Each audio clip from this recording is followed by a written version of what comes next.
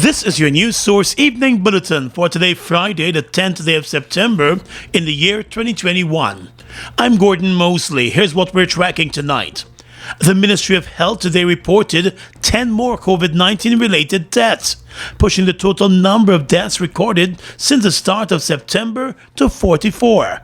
That's 44 deaths in 10 days. Of the 10 most recent deaths, 8 are from Region 4.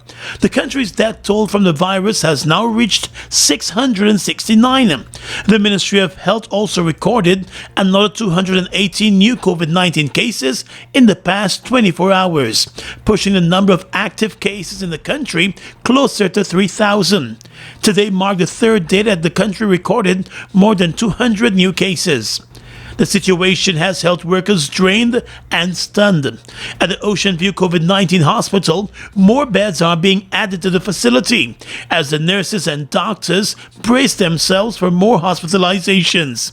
There are currently over 90 COVID-19 patients at the facility, with 30 of them in the intensive care unit. The Ministry of Health today revealed that 10 additional beds have been added to the ICU to cater for more patients who might require intensive care, while the other wards for the less serious patients are also being expanded. The Ministry of Health is also looking to expand other facilities across the country to cater for the ongoing surge in new cases.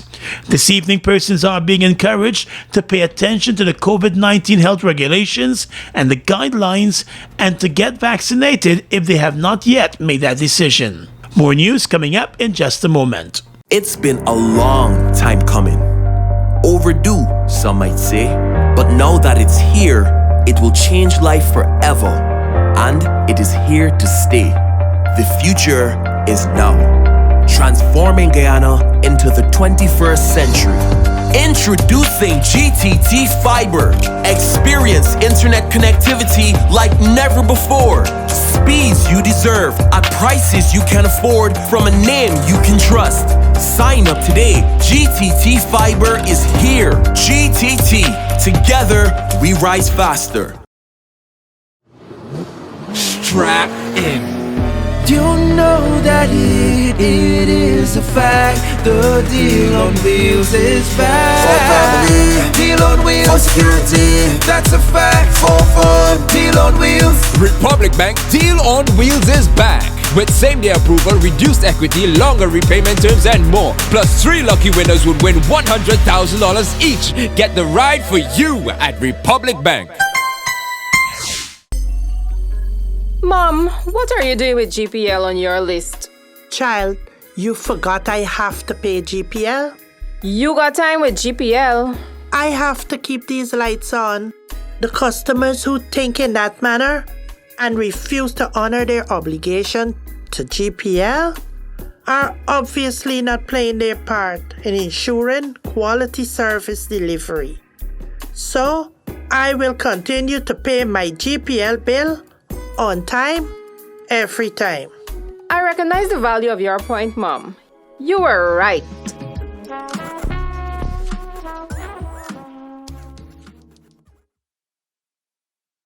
We've got exciting news! All 12-ounce yellow cab Buster are now only $100. Buster, live in Come full get color. your Buster, Buster $100. Come get your Buster, Buster $100.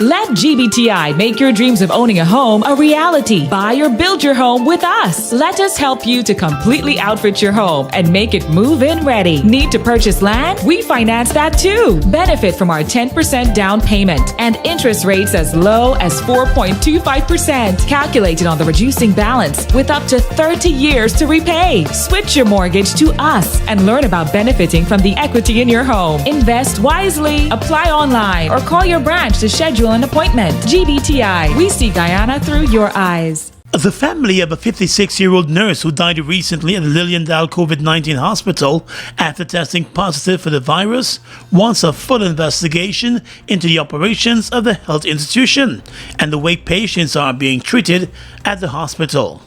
Nurse Vanessa Maynard passed away yesterday after more than 10 days at the hospital as a patient.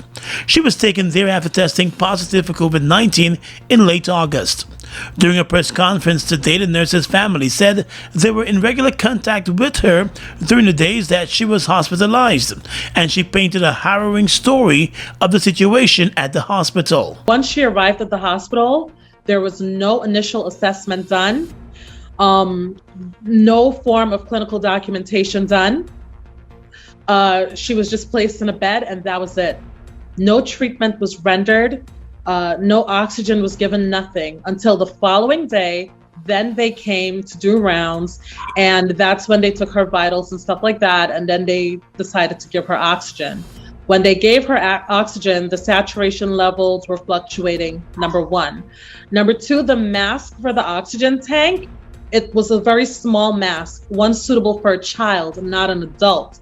So naturally, she's having to exacerbate her lungs even more by breathing heavily through that little mask. There were several instances where her urine was concentrated because the nurses were not coming on a regular basis to change the bedpans, nor were they emptying the colostomy bags for my aunt or any of the other patients there. One of her nieces, Kizzy Maynard, also explained that although the nurse was diabetic, the meals offered did not cater for her condition. The family also expressed disgust at the treatment that they say was meted out to the nurse during her hospitalization. It was explained that on two separate occasions, she was left alone in the yard at the hospital in a wheelchair, waiting on an ambulance to take her to a private hospital as recommended by her doctor for a CT scan. She was never taken for the scan. The family said it was even more worrying that the nurses on duty and the doctors did not appear to be following the same medical charts, as the aunt complained that the nurses appeared unaware of many of the recommendations of the doctors on duty. The distressed family said the woman complained on many days that the bedpans were left unemptied and bed linens were not changed regularly for many of the patients. The niece also recounted that many of the patients were left unattended and at times ignored as they battled for their lives. According to the family, there was little care offered to the nurse before she passed away. What was also interesting and equally confusing about the whole CT scan debacle is that, the doctor finally came to do rounds and he said, well, did you go get the CT scan?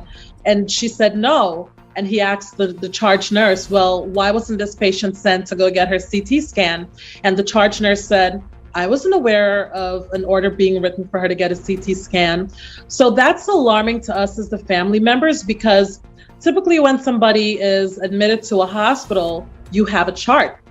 All of your medical records should be documented in that chart. There seemed to be so much confusion with her plan and treatment of care. We don't believe that there was a comprehensive care plan outlined from the inception of her admission to the length of stay, and unfortunately to the time that she passed away. The issue has gotten the attention of the APNU-AFC opposition, which facilitated a press conference today for the family. Acting opposition leader Royce Dilford and opposition spokesperson on health Dr. Karen Cummings both said a full and independent investigation needs to be launched. It is not just politics. We advocate politically, but these are real issues. So, the reality this afternoon, citizens, is that the government has converted the Liliendal Hospital virtually into a step away from a mortuary. That is what we're hearing this afternoon. And these are very disturbing times. I believe that it is time for the people of this country to indicate clearly and condignly. It is imperative now that we make it very clear that this sort of care of our citizens, this sort of irresponsibility is no longer acceptable in this country. There have been other horror stories reported by former patients of the hospital. The Ministry of Health has indicated that while it is grappling with the pandemic, more nurses and doctors have been dispatched to the COVID-19 hospital to address the increase in hospitalizations. There are currently over 90 patients at the hospital, with 30 of them in the intensive care unit. As the government forges ahead with its vaccination policy, it continues to dodge questions surrounding the unavailability of the Sputnik second dose vaccines to complete the full vaccination of persons who have already received the first dose. Although the government paid more than a suggested price for the Sputnik vaccines in advance through the services of a middleman, a shortage of the second dose shots has been dogging the vaccination rollout for months. Despite the shortage of those second doses, the Ministry of Health continues to administer the first dose, adding hundreds more to the already long line of persons awaiting their second dose shots. News source has been able to confirm that as of Thursday, the Ministry of Health had administered a total of 170,679 first doses of the Sputnik vaccine. A total of 88,679 persons have received their second dose shots. The total number of persons still to get the second dose of the Russian-made vaccine now stands at 82,000, with the Ministry of Health unsure of when it will receive another shipment of those second dose shots. While over 200,000 first doses of the vaccine have been supplied to Guyana, less than 100,000 of the second dose shots have been made available. In the past 2 months, there has been a supply of very small number of the second dose shots, which will be administered within days. As it is now, there are thousands of persons who received their first dose of the vaccine as far back as April and May, who are still to receive the second dose. Unlike the other coronavirus vaccines, Sputnik uses two completely different vaccines as the first and second shots. It is also the vaccine that has been administered the most across Guyana. There are 3 other vaccines being administered to adults in Guyana. Medical officials who spoke to news source under condition of anonymity say they are stressed and have been expressing growing concern about the long delay in the arrival of the Sputnik second dose shots to get persons fully vaccinated. One senior official said enough is not being done to hold the suppliers' feet to the fire to ensure those second dose shots are made available in larger quantities to clear the backlog. The Minister of Health, Dr. Frank Anthony, has repeatedly stated that both doses are needed for someone to be fully vaccinated and protected against the virus. But he has not indicated whether the government has been seeking to address the fallout over the delay in the supply. And if you are only partially vaccinated, meaning you only got one dose out of a 2-dose regimen, then you're not going to get full protection. And I want people to understand that. So having one dose does not fully protect you. It will give you some level of protection, but you wouldn't get full protection. Many partially vaccinated persons have complained about being turned away from the Ministry of Health and the vaccination sites across the country when they show up for their second dose shots because of its unavailability. A former chief magistrate who passed away recently after he contracted the virus was turned away twice when he showed up for his second dose of Sputnik in the weeks leading up to his death. His family said although he received the first dose back in May, up to the time of his death in late August, he was still unable to get the second dose and did not have adequate protection against contracting the virus. A number of other countries have also expressed concern about a shortage in Sputnik second dose shots. The government of India refused a shipment of first doses from the manufacturer because there was no delivery of the second dose at the same time in the same quantity. The government of Guyana has already faced some criticism over purchasing the vaccine at more than double the cost from a middleman who now continues to fail to complete the supply of the needed doses in a timely manner.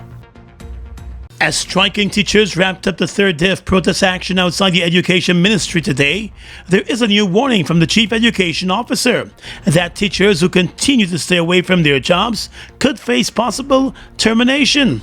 The Education Ministry has required teachers to be fully vaccinated or provide a regular negative COVID-19 test result to be allowed access to the schools. Since the implementation of the new requirement, scores of teachers have been locked out of their schools, triggering the strike and protests by the Guyana Teachers Union.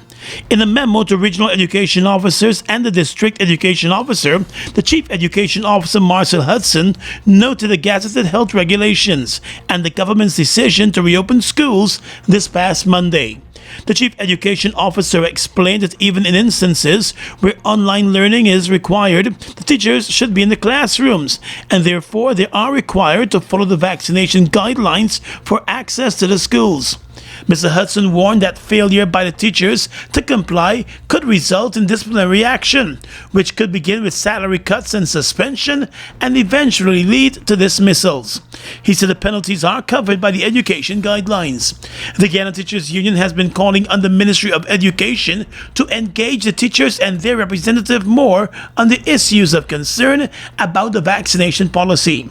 The union believes the Education Ministry should stand the cause for the COVID-19 tests that are being required in the absence of vaccination.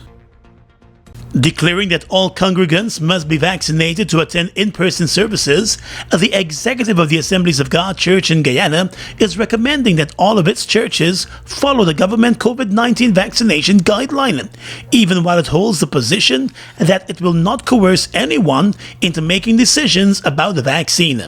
In a communique dispatched to the AOG church leaders and seen by News Source, the Presbytery of the Assemblies of God in Guyana is recommending full compliance with the government's vaccination policy for in-person services. The statement said that they are recommending the full compliance with the order of the law as stated, with immediate effect. The statement said if in-person services are held, all congregants must be vaccinated and all members should sanitize, wear a mask, and practice social distancing. In the cases of the churches that may opt to return to virtual sessions from the place of worship, the Assemblies of God body is recommending that all technical personnel and participants be vaccinated. 2 days ago, the Catholic Church in Guyana, while encouraging unvaccinated citizens to reconsider their decision, announced that in solidarity with the unvaccinated members, it will return fully to virtual services and close the doors of the Catholic Church until further notice. Under the government's latest vaccination order, persons wishing to enter any public building, including ones that are privately owned, must be fully vaccinated or provide proof of a recent negative COVID-19 test result. In the court, close to 2 months after a South Ruimveldt youth was gunned down in Linden after arriving in the town to meet a lady friend, a minor from the same community has been charged and remanded to jail over the murder. The accused, 26-year-old Samoria Mitchell, appeared at the Georgetown Magistrates Court this morning and was not required to enter a plea to the indictable murder charge. It is alleged that on the 17th of July at Wisma in Linden, Mitchell and others murdered Delroy Mackenzie. The accused was represented by attorney Dexter Todd. He was the only person charged with the murder. The attorney said he is surprised that his client has been charged with the murder, since there is nothing that links him to the crime. A wanted bulletin was issued for his arrest a few weeks ago. The accused will make his next court appearance on the 8th of October for the continuation of the case. The murdered youth Delroy Mackenzie, who worked as a chef, was shot 9 times to his body in an execution-style murder as he approached a car that he was told to board to take him to a young woman's house. His friend who accompanied him on the trip to Linden was also shot, but he survived his injuries. A car that was believed to have been used in the execution was later found burnt and abandoned in the Mackenzie area. It's one of your biggest goals, getting your own home, where memories are made, where happiness lives. You may feel that home ownership or renovation is beyond your reach, but we at Republic want you to know that there's always a way. Ask us about our suite of mortgages. Let's help make your housing wishes come true. Or advise on how the equity in your existing home can finance other dreams and goals. Call or go online to learn more. We've got exciting news! All 12-ounce yellow cab Buster are now only $100. Buster, live in Come full get color. your Buster, Buster $100. Come get your Buster, Buster $100. We are legions of men standing strong, but never too proud to stoop and help someone. We must send a clear signal to all. Do right, walk in upright ways, knowing that's what being a man is all about. And ever wear that things will only get worse when good men do nothing. Stand strong. Be the one to live right. It's been a long time coming. Overdue, some might say. But now that it's here, it will change life forever. And it is here to stay. The future is now. Transforming Guyana into the 21st century. Introducing GTT Fiber. Experience internet connectivity like never before. Speeds you deserve at prices you can afford from a name you can trust. Sign up today. GTT Fiber is here. GTT. Together, we rise faster. Fuel it up and drive, super 95. Fuel it up and drive, super 95. Protect your fuel system, boy. High mileage and performance, boy. Guy Oil Super 95 gasoline gives you more reasons to drive and is available at 56 service stations nationwide. For affordable price, high performance, and high mileage, choose Guy Oil's Super 95 gasoline. Fuel it up and drive.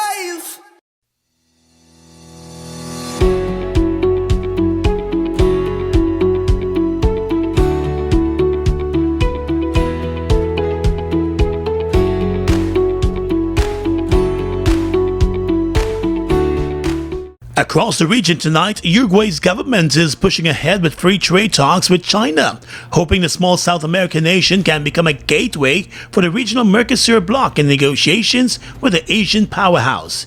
Uruguayan President Luis Lacalle Pou, who has long pushed for an agreement with China to boost exports of key products such as beef, revealed late on Tuesday that China had made a formal proposal to push forward the process. On Wednesday, key officials of his government told reporters the objective was for Uruguay to be a gateway to Mercosur for China. He said that is the ultimate goal and perhaps the most important. The official said back in July that Uruguay would negotiate a trade agreement with China on its own, leading to tensions with Mercosur members Argentina, Brazil, and Paraguay. Argentina's foreign ministry has declined to comment on the talks. If successful, Uruguay would join neighboring Chile and Peru in signing free trade agreements with China. Barbados Today reports that in Haiti, the lawyer representing the former coordinator of the Presidential Security Unit of the Haitian president says the investigating judge into the assassination of President Jovenel Moïse in July has ended his questioning of his client. Attorney Reynold George, who had earlier claimed that the arrest of his client in July was politically motivated, said that the judge, Gary Oren, had finally closed the hearing of the former coordinator on Thursday. Moïse was gunned down at his private residence on the 7th of July after gunmen stormed the building, shooting him at least 12 times. His wife Martini was injured during the shootings and had to be flown to the U.S. for medical treatment. She has since returned to the French-speaking CARICOM country, hinting the possibility of contesting the presidential elections in the future, while also calling for the arrest of those behind the murder of her husband. And finally tonight, international news. France's former health minister is being formally investigated for how she handled the COVID-19 pandemic. Prosecutors say Agnès Buzyn is under investigation for endangering the lives of others after leaving her role as health minister in February last year to launch a failed bid to become the Paris mayor. A special government misconduct court will decide whether to prosecute her. It is one of the world's first cases of a minister held legally accountable for the pandemic response. The former minister could also face a count of failing to fight a disaster, according to media reports in Paris. At the court hearing earlier today, the 58-year-old said she welcomed the chance to explain herself and to establish the truth. She added that she would not let the government's actions or her own be discredited when they did so much to prepare the country for a global health crisis. And that's your News Source Evening Bulletin for today and this week. I'm Gordon Mosley reporting and encouraging you to stay safe.